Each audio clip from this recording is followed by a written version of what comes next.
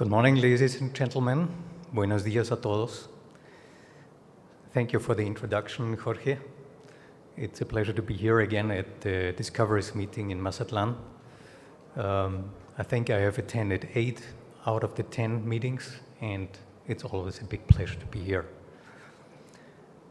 As Jorge mentioned, the title of the talk is Some Simple Structural Geologic Concepts, Key to Success for Exploration in Mexico. Gracias. Key to Success for Exploration in Mexico. And I would like to address something like a forward-looking statement. This presentation reflects some of my observations that I could gain during almost 30 years working as a structural geologic consultant here in Mexico and elsewhere in Latin America. And so I would like to transport some information mostly to mining and exploration companies, because there are some things in this presentation which you might need in order to improve your process of collecting structural data, analyzing structural data, and of course interpreting them. So it's more like a little recommendation that I want to transport to you.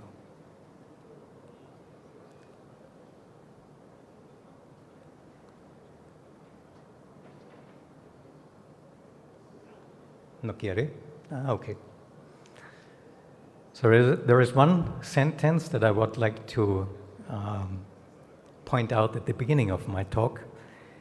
And it's known from several other industries, not only from the mining industry. What you do not know, you cannot manage. If you have a structurally controlled mineralization, if you do not know structure, you cannot manage your mine.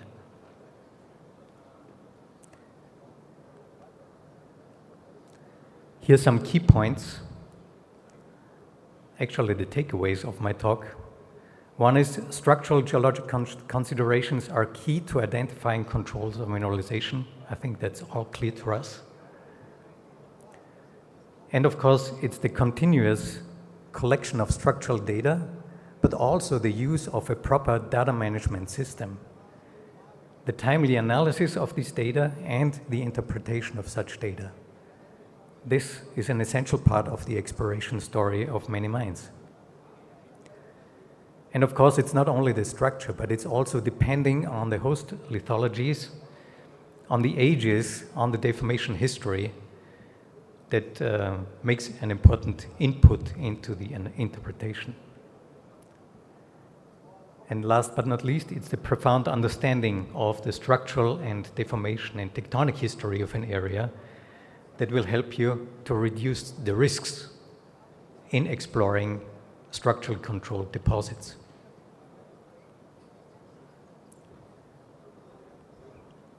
Now here's some of these key considerations.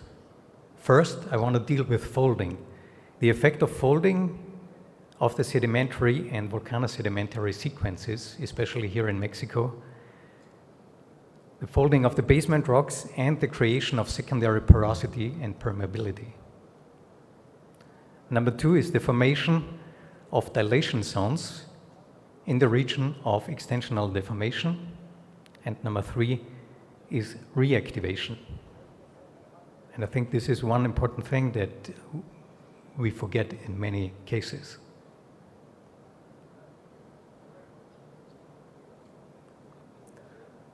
Okay, let's start with the first one.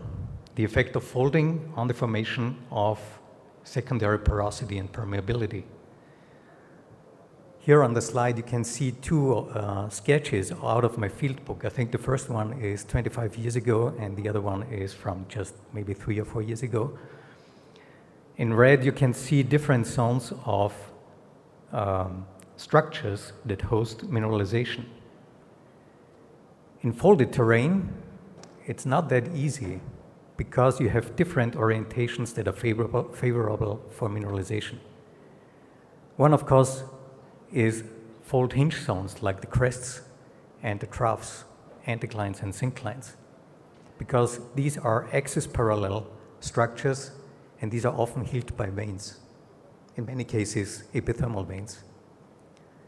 But it's not only the axis parallel or axial plane parallel structures, it's also oblique or perpendicular structures, fracture zones, and faults that might be mineralized.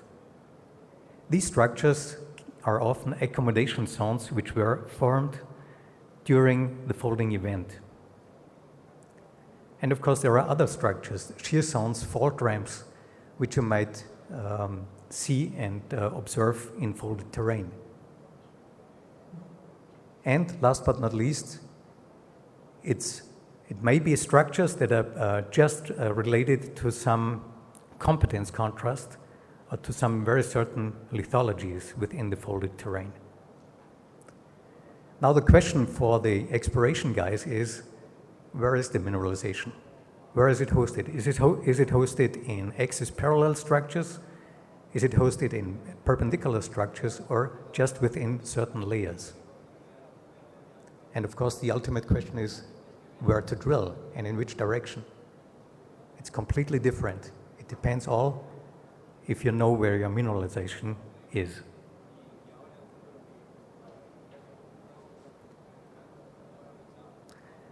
Now here's some block diagrams and taken with or built with visible geology and pictures of outcrops.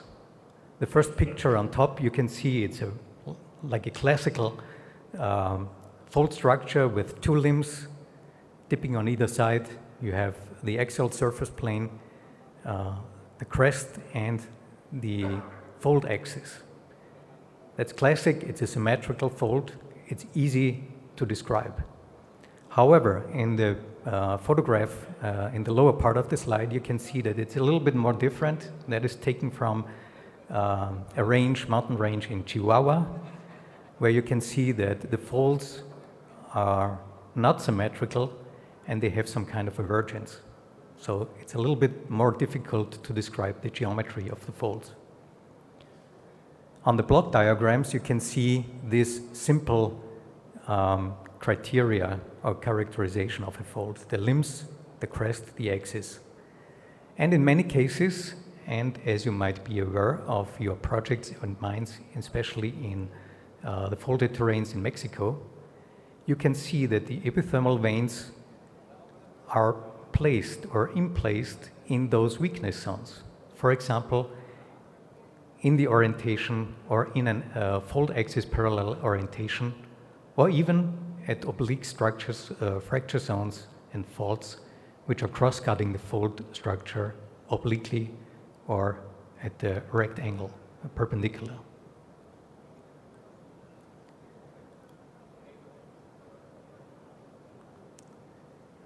Now, what are you going to do if you're in a folded terrain? Of course, it all starts with the collection of structural data.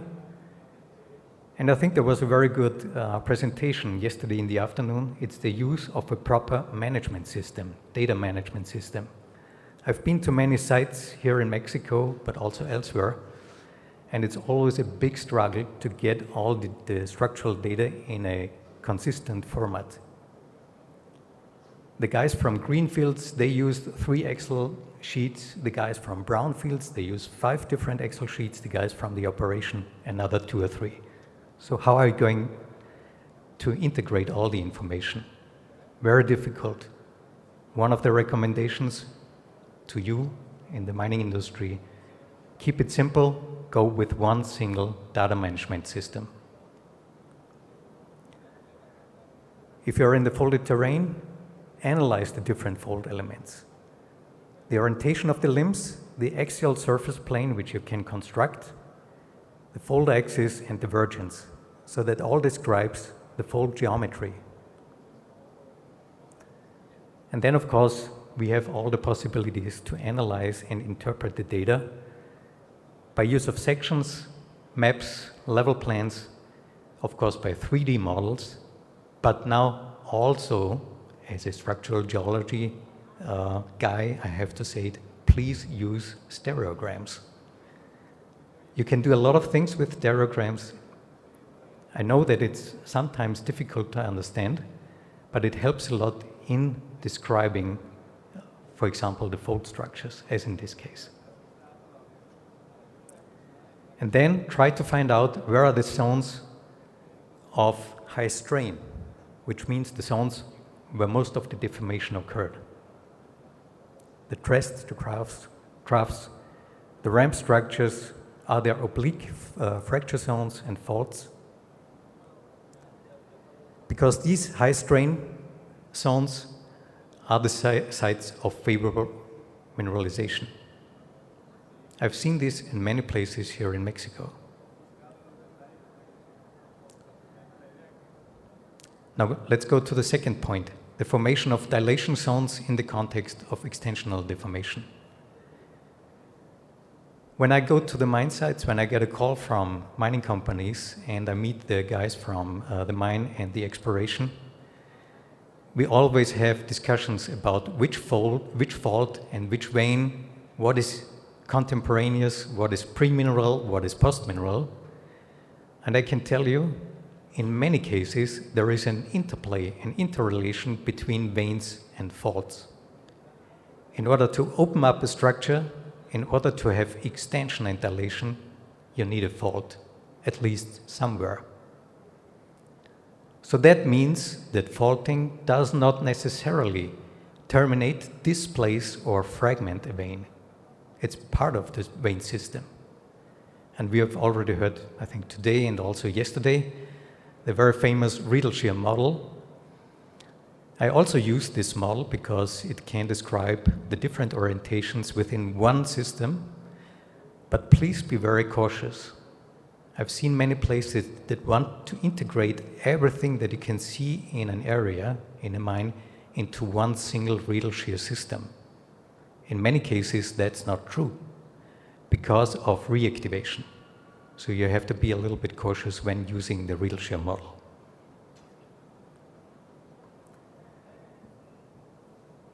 In any case, it's necessary to define the geometric relationships between veins and faults, because you can see if there is an angle, for example, of 20 to 30 degrees, which might correspond to a Riedel shear structure.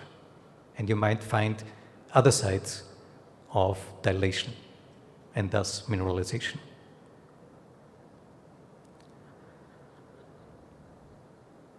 Here are also some little sketches and block diagrams. As I said before, there's often a relation between faults and veins. A very easy tool that we have in structural geology is we can see the lineation and striation on fault planes and vein planes. It's very easy. We go to the outcrop, we go to the vein walls in the mine, and we can take these data. We can see striation. In this case, we have, I have pictures of horizontal striation, oblique striation, and vertical striation. Why is this so important?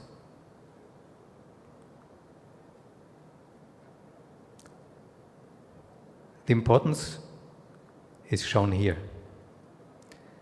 If you're in a system with predominantly strike-slip faulting, you will end up having limited horizontal extent of your ore chutes, which means you will have ore chutes probably, but they are very limited in extent. You will always have to fight and struggle with faults that are connected or that are connecting the different dilation zones. So the dilation, the veins, is separated by the different fault structures which are in between. But if you're in a system with predominantly normal faulting, evidenced by vertical striation on your vein planes and fault planes, you will end up having a more a wider horizontal extent of your ore chute. And that's the places where we want to be. We want to find ore chutes that have longer extent, that are not, let's say, separated by different fault structures, and of course, easier to mine.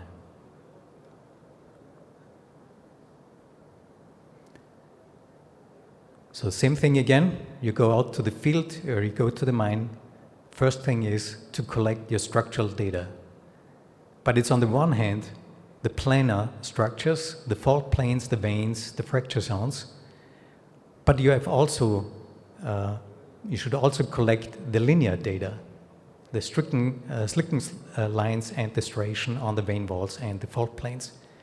And also register the shear signs. This will help you in interpretation of the movement of the different blocks. If you're doing and dealing with oriented drilling, and I think we have seen a very interesting talk yesterday, it's my recommendation that you're not only taking alpha and beta, it's my recommendation to take all the three data, alpha, beta, and gamma, also the striation on the planes that you can see on the drill core. And again, the use of a proper data management system where you have all information together in one place. As I said before, the analysis of geometric relationships between the different structural elements. And of course, you can do with this information, with these data, a kinematic analysis or a paleostress analysis. This is very helpful, especially here in Mexico when you're dealing with the extensional deformation. You can see if there is some strike-slip faulting, if there is some change or reversal in the shear sense, in the movement. It's an easy and very simple tool that we have and that we can use.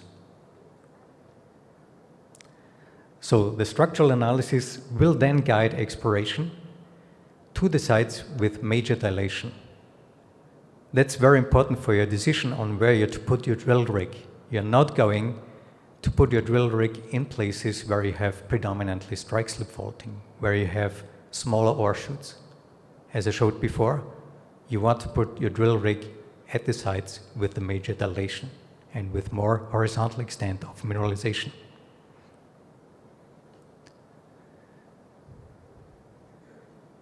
Now the reactivation and the overprint of later deformational stages.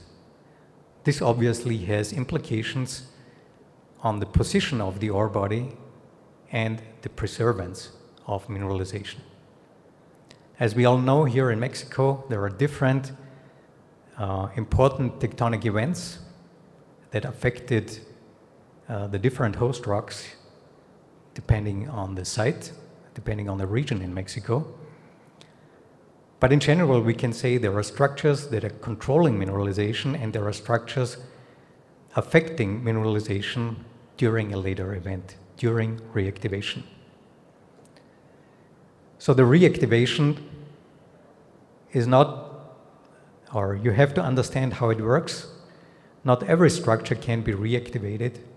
It must be favorable for reactivation. And the reactivation can be either because it's in a favorable position to the acting forces, tectonic forces, or because it gets reactivated due to changing fluid pressure conditions. Now with the reactivation or with an overprint, your mineralization may get fragmented, displaced, or tilted. And now being here in Mazatlán in the Gulf Extensional Province, we have to deal a lot with tilted blocks.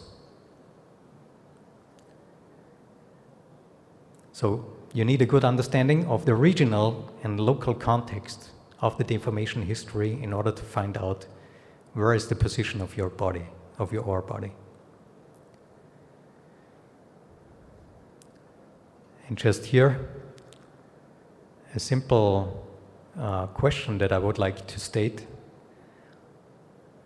Which exploration site or which mine collects, interprets, analyzes, and interprets structural data on a continuous basis? I've been to many places, as I said, here in Mexico. Some companies do an excellent job in collecting the structural data. Some companies collect structural data, but the data get, let's say, hidden at some places, and they are not worked with. So nobody is then doing any analysis with this high treasure that you have on your computers.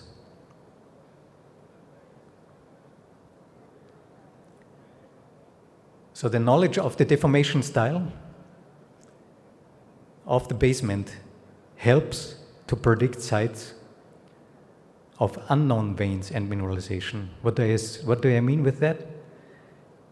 In the folded terrain, if you are doing your characterization of the vein geometry and of the fold geometry, you might be able to predict the next epithermal vein or the next favorable site of mineralization even underneath tertiary cover. We all know that there is a lot of volcanic rocks, tertiary volcanic rocks, covering folded basement. But if you can do a very thorough analysis of your folding structures at the outcrops and in the mines, you will be able to predict favorable sites underneath cover, either cover by quaternary sediments or also covered by tertiary volcanics.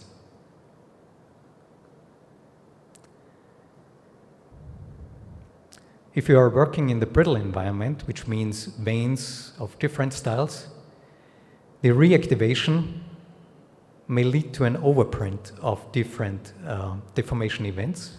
You might end up having 2 or 3 or even 4 different brittle deformation stages, which then will lead to a very complex situation of vein and fault structures. So the paleo stress analysis or kinematic analysis will help you to distinguish the different mineralization or the different deformation stages and will sort out which are the barren structures and which are the favorable structures. Easy to do, doesn't cost a lot of money, and it's very simple. As I said just a minute ago, we are here in the Gulf Extensional Province. We have to deal with a lot of tilting of blocks, fault blocks, which means that mineralization or pre-tilt mineralization is also, has also a changed direction or a changed orientation. Now, what to do with this? My recommendation is you can tilt everything. Do not only tilt your ore body, but tilt all your information that you have related to mineralization. That your chemistry, that your physical data, your fluid inclusion data. Why? Because this will help you to understand or better understand the formation conditions of your hydrothermal system. So try it, and I will tell you it will work.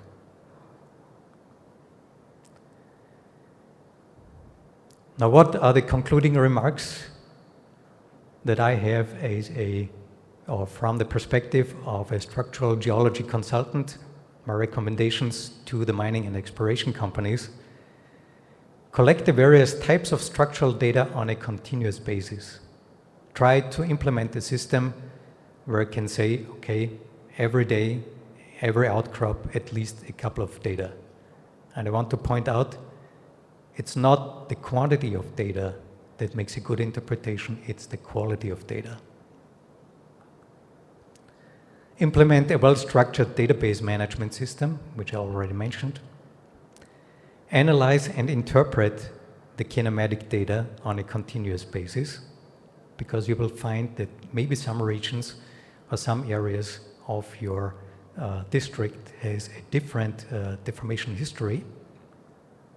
And the last point that I would also give to many of the young people, young geologists: challenge and question pre-existing geologic concepts and models.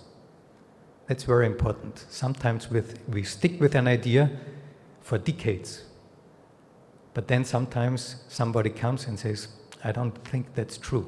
Or maybe we have evolved to another stage, we have more data, especially structural data, and we need another interpretation. These ingredients will help to better plan exploration activities. And, of course, as a result, it will save money and time. Everything that I talked now in these 30 minutes, it's easy, it's simple, it's cost effective, and you can get a lot out of the data. So I want to conclude with the same sentence that I started my talk, but I changed it a little bit. What you know, you can manage. If you know your structures, you know and can manage your structurally controlled deposits. Gracias.